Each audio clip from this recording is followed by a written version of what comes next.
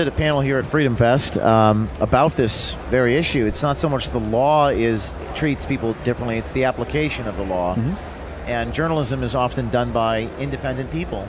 So the FBI raid was probably one of the most egregious violations of the First Amendment ever, and that's saying something these days when nothing shocks anybody. But the FBI has never really raided a press agency before. There are laws that prohibit that.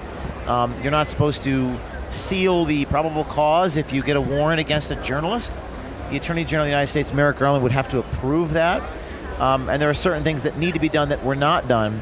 So now this is quite a case, and the ACLU and the Reporters Committee, these are liberal-leaning organizations, are defending Project Veritas, including just last few weeks trying to unseal the affidavits they used to obtain the warrants against us. So that's going to be ruled on very shortly.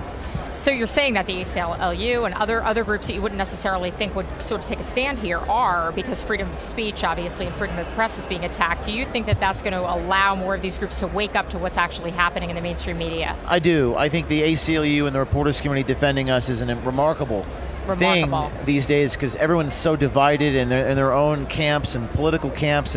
But this is a case where it's so fundamental. It's you don't point guns at journalists and take their notebooks. You just don't do that unless you can put forth publicly the evidence that they've done something wrong. Because journalists are not allowed to break the law. We didn't. But the notion that we need to go through all of your anonymous sources to make sure that you're not breaking the law is a very un-American concept. And I think the ACLU and these more left-wing groups are worried that it could happen to them.